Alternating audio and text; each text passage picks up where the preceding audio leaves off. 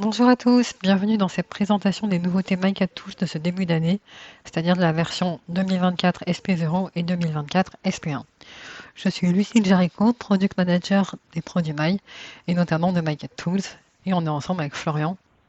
Donc bonjour à tous, je suis Florian Marchand, référent technique des produits My et notamment du produit MyCatTools. Au programme de cette vidéo, nous allons vous montrer les dernières nouveautés MyCatTools avec des démos pour chacune d'entre elles. On verra donc le partage de paramétrage MyCatTools, le nouvel outil Data Recovery, les compteurs web Smart Counter et des nouveautés dans les outils Batch Converter, intégration et l'outil de sélection de fichiers. Bien sûr, il y a eu d'autres améliorations et corrections dans ces versions et vous pouvez les retrouver dans l'aide en ligne. Vous avez le lien dans la description de la vidéo. Pour commencer, et surtout pour ceux qui découvrent MyCatTools, je vais vous représenter rapidement le produit.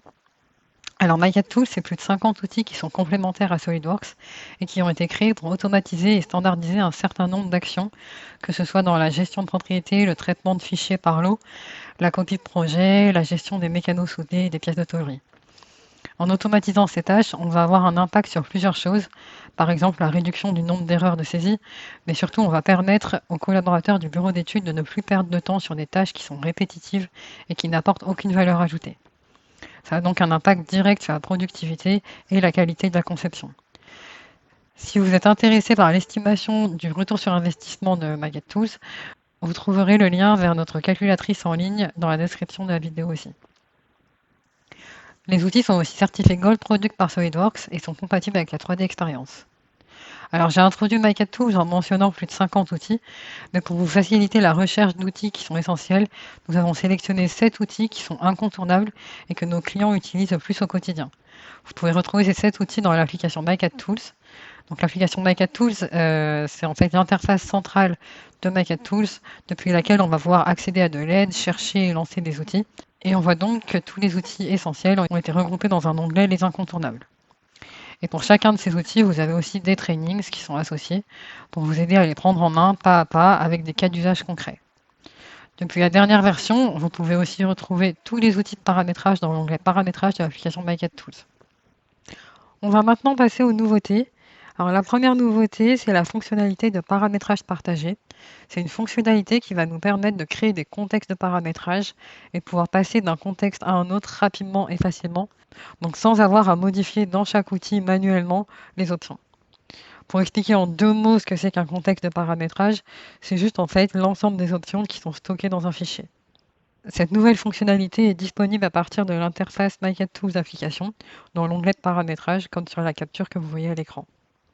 Alors on a 2 modes de paramétrage, le paramétrage local et le paramétrage réseau, que je vais détailler tout de suite. On commence avec le paramétrage local.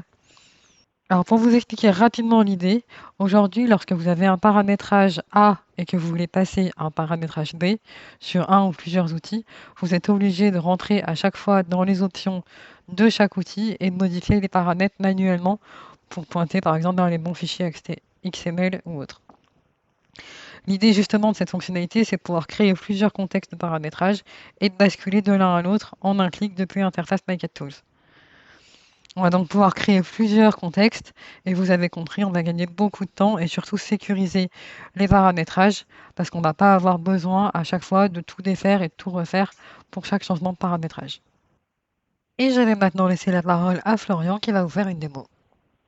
Merci Lucille. Donc effectivement, je vais vous montrer comment fonctionne ce paramétrage partagé local.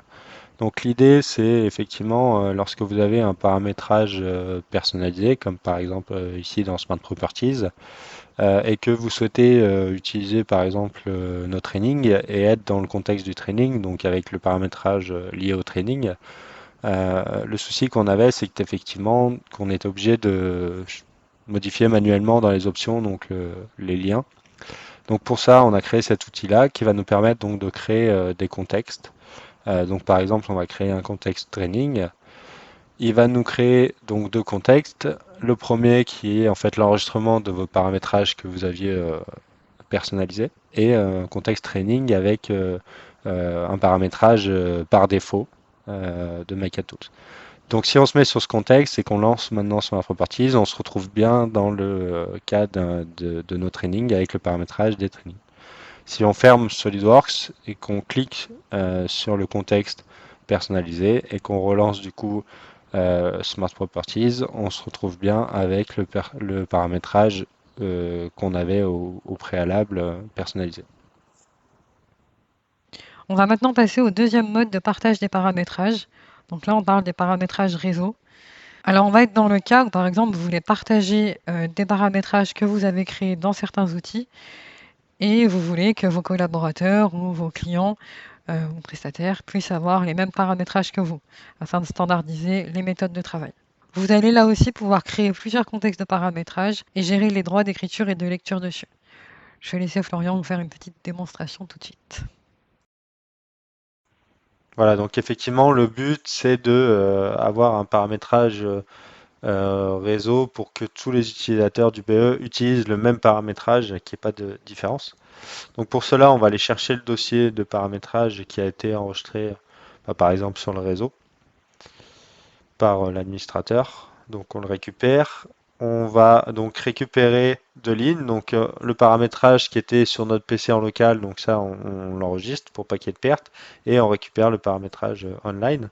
Donc là par exemple je suis sur le paramétrage encore que j'avais en local, et donc si je switch, que je relance donc les outils, je vais être sur le paramétrage du coup réseau, donc interne à l'entreprise, donc que tous les utilisateurs auront.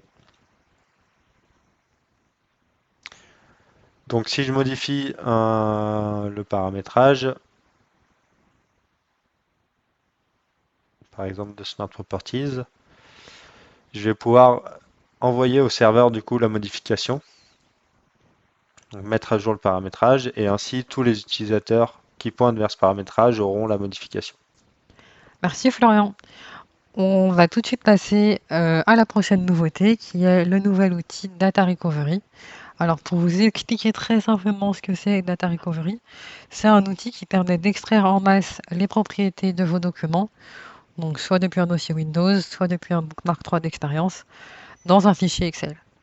Vous allez ensuite pouvoir modifier donc ce fichier Excel et puis réimporter ensuite votre fichier modifié avec Data Recovery pour pouvoir valoriser, créer, modifier en masse les propriétés SolidWorks ou 3 d'expérience. Et je vais maintenant laisser la parole à Florian qui va vous faire une démo. Voilà, donc comme l'indiquait Lucille, on a deux possibilités de traitement, donc soit depuis un dossier Windows, soit depuis une base 3D Experience. Donc on va commencer par le dossier Windows. Donc on a soit la possibilité d'extraire les propriétés dans un fichier Excel, soit de les importer depuis un fichier Excel. Donc pareil, on va commencer par l'extraction. Donc là, plusieurs étapes s'offrent à nous. Donc déjà, on va sélectionner le dossier que l'on veut analyser. Donc ça peut être un ou plusieurs dossiers. On va venir sélectionner un modèle personnalisé Excel si on en a un depuis les favoris. Ou alors on peut avoir la possibilité d'extraire toutes les propriétés. Donc on vient également donner un nom et un emplacement du fichier de résultat.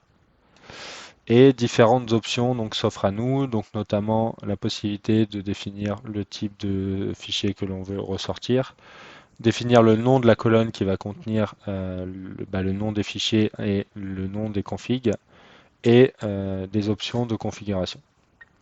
Donc on lance le traitement et on obtient donc un fichier Excel comme ceci, avec toutes les variables donc, de tous les fichiers et les valeurs qui sont associées. Donc une fois qu'on a extrait ce fichier-là, on peut passer donc à l'import. L'idée c'est justement d'avoir un fichier que l'on peut modifier depuis Excel. Donc là on va venir modifier notre fichier.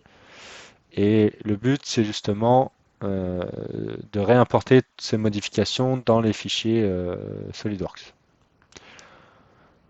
Donc une fois que la modification est faite, on va venir récupérer ce fichier Excel.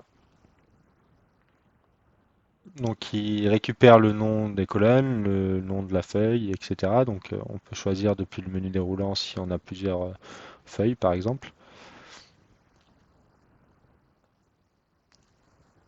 Et donc on va venir appliquer et importer du coup ces propriétés. Donc si j'ouvre un fichier SolidWorks, que je vais dans les propriétés, je vois bien la modification qui a été apportée à mon fichier.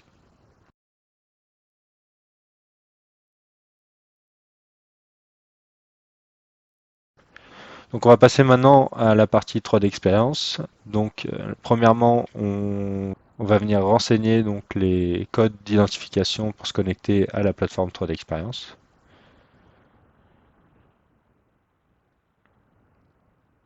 Une fois que c'est fait, donc comme le dossier Windows, on a deux étapes, donc soit l'extraction d'attributs, soit l'importation des attributs depuis un fichier Excel. Donc on va commencer par l'extraction. Donc on va pouvoir sélectionner un bookmark ou tous les bookmarks. Donc là dans l'exemple, on va venir sélectionner un bookmark en particulier. On vient récupérer donc un modèle Excel si on en a un personnalisé, ou alors sélectionner l'option qui permet de récupérer toutes les propriétés. Et on vient définir donc un emplacement et un nom de résultat. On applique, donc il exporte dans le fichier Excel.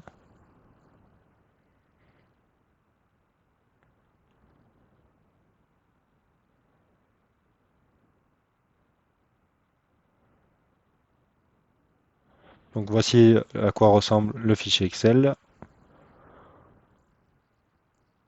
Donc comme tout à l'heure, on va venir modifier ce fichier Excel et réimporter les attributs. Donc on sélectionne l'opération d'importation. Par défaut, il nous récupère du coup le fichier d'extraction. Donc ce fichier-là, on va venir le modifier. Donc on va valoriser par exemple une variable, notamment la propriété ref fournisseur, qu'on va appliquer donc sur tous les documents. Et donc une fois que le fichier est modifié, on vient appliquer et donc réimporter toutes ces variables dans les documents 3D Experience. Donc si j'accède à ma plateforme 3D Experience, donc sur mon fichier, je retrouve bien donc dans mes informations la propriété fournisseur avec la valeur Visiati. On enchaîne avec une autre nouveauté qui est plutôt une nouvelle fonctionnalité de l'outil Smart Counter existant. Alors Smart Counter, pour rappel, c'est l'outil de MyCatTools qui permet de gérer vos compteurs automatiques et qu'on retrouve dans de nombreux outils comme Smart Properties, Intégration, Batch Converter et d'autres. Dans la dernière version, nous avons intégré une connexion web à cet outil. Alors jusqu'ici, vous pouviez gérer vos compteurs via un fichier XML ou une base SQL. L'inconvénient, c'est que du coup, ils sont difficilement partageables car ils nécessitent un serveur local pour stocker les fichiers et avoir accès aux compteurs communs. Aujourd'hui, vous allez pouvoir utiliser une connexion web qui vous permet de gérer un compteur par société. L'avantage du compteur web, c'est qu'on passe par un serveur web et ainsi tous les utilisateurs qui font partie de la même société partageront les mêmes compteurs. Différentes sociétés d'un même groupe pourront également être regroupées pour partager un compteur commun. Et on va aussi pouvoir partager un compteur à une société externe pour qu'elle puisse accéder à ce compteur. Donc en termes de paramétrage, vous allez retrouver donc cette option dans le paramètre Smart Counter. Si vous activez cette option-là, vous allez voir donc la société sur laquelle vous êtes rattaché. Vous allez pouvoir également importer une base XML déjà existante si besoin, ou alors exporter la base du compteur web. Au niveau de l'interface, on retrouve la même interface qu'on pouvait avoir sur une base XML. La seule particularité, c'est la partie justement de partage de compteurs, où vous allez pouvoir donc générer un code si vous avez besoin de partager le compteur à une société externe. Merci Florian. On passe tout de suite à la troisième nouveauté qui concerne Batch Converter. Donc, Batch Converter, pour rappel, c'est un outil de MyCatTools qui permet de faire un export en masse de documents de type SolidWorks vers différents formats avec des règles de nommage définies et des emplacements définis. Dans cet outil Batch Converter, on a un outil de concaténation de champs qui est utilisé au niveau du nommage des exports. Et la nouveauté de cette version, c'est qu'on l'utilise maintenant au niveau du paramétrage des emplacements. Donc au moment où vous allez vouloir créer le chemin de votre export, vous allez pouvoir utiliser des variables SolidWorks ou Windows et donc ainsi créer un chemin personnalisé. Voilà, donc je vais vous faire un comparatif avec ce qu'on avait dans l'ancienne version et ce qu'on a maintenant. Donc dans l'ancienne version, effectivement, on devait aller dans l'onglet des options, emplacement des fichiers générés, et sélectionner par exemple un répertoire spécifique. dans lequel on voulait inclure donc nos fichiers d'export. Donc on avait quelques options pour personnaliser cet emplacement, notamment de pouvoir créer un sous-dossier par format, mais voilà, c'était la seule chose. Donc voilà, simplement pour vous montrer ce que ça donnait. Donc là, je vais simplement exporter des plans en PDF et des pièces en STEP.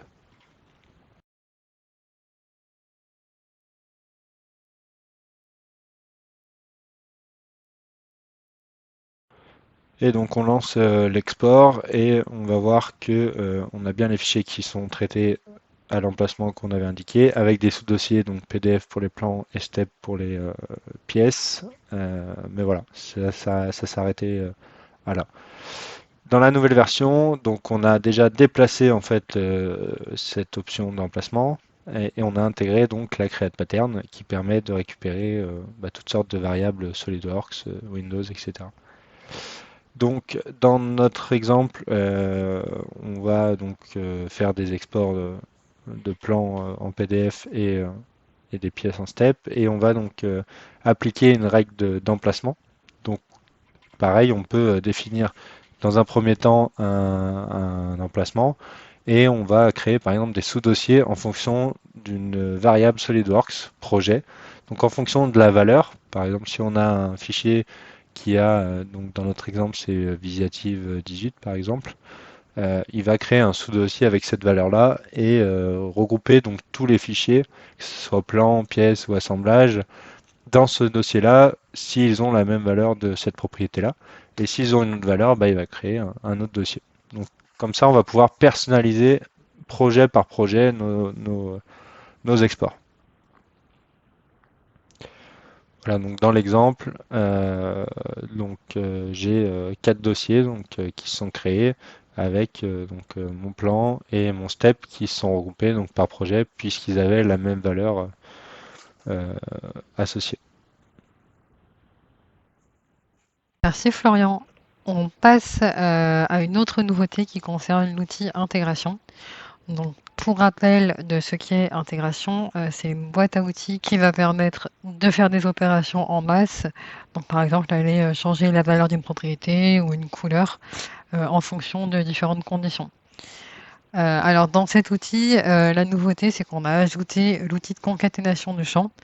Donc, on avait déjà cet outil dans la partie conditions et on l'a ajouté dans la partie opération afin de pouvoir récupérer des variables SolidWorks ou Windows pour créer des valeurs de propriété uniques. Donc, Florian va vous montrer un peu la différence entre ce qu'on avait avant et ce qu'on a la possibilité de faire aujourd'hui.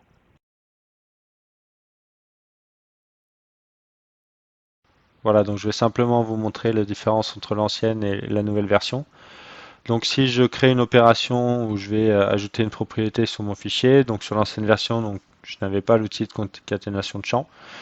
Donc je pouvais créer une valeur donc avec des concaténations qui récupèrent des variables, mais on était très limité dans les variables, donc on n'avait pas beaucoup de choix et surtout on était obligé de l'écrire manuellement, donc on avait des risques de se tromper et de ne pas avoir la bonne formule et surtout du coup de ne pas récupérer les bonnes valeurs. Donc ça marchait, mais on était plutôt limité. Donc on voit le résultat ici. Et donc la nouvelle version, donc on a intégré donc l'outil de concaténation de champs. Donc pareil, si j'ajoute une propriété, je peux maintenant récupérer en fait des variables très simplement. Donc par exemple mettre un simple texte, puis ajouter après une variable nom de fichier et ajouter ensuite une variable par exemple masse.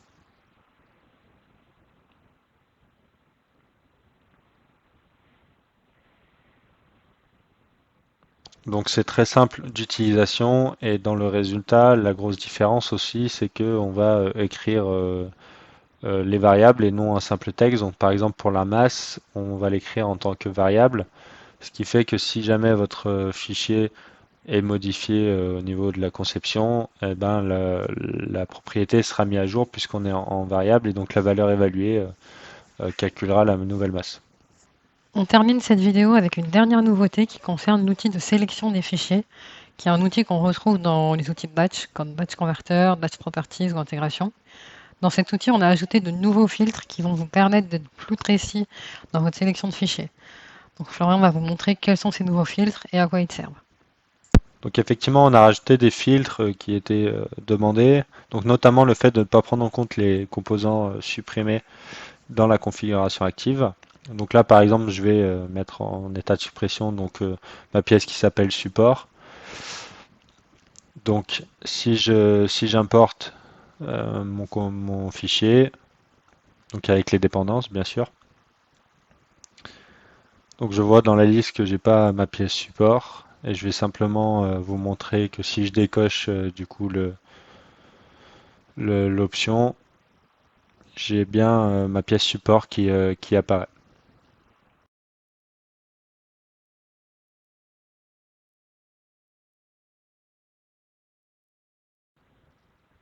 Donc ensuite je vais vous montrer donc pareil pour les composants enveloppe. Donc je vais simplement mettre aussi cette pièce support en composant enveloppe. Donc si on importe le fichier avec les dépendances, on voit bien que le support n'y est pas. Et donc pareil, je vais vous montrer qu'en enlevant le composant enveloppe, si on importe du coup le fichier avec les dépendances, on a bien en fait la pièce support qui apparaît. Donc les deux autres filtres qui ont été ajoutés, c'est les filtres de composantes tôlerie et mécano-soudés. Donc pareil, je vais vous montrer. Donc je vais cocher que mécano-soudé. Donc dans mon fichier, j'ai euh, mon châssis table qui est donc un composant mécano-soudé. Et donc si j'importe du coup la pièce, je récupère bien uniquement ma pièce châssis table, puisque les autres ne sont pas des composants mécano-soudés.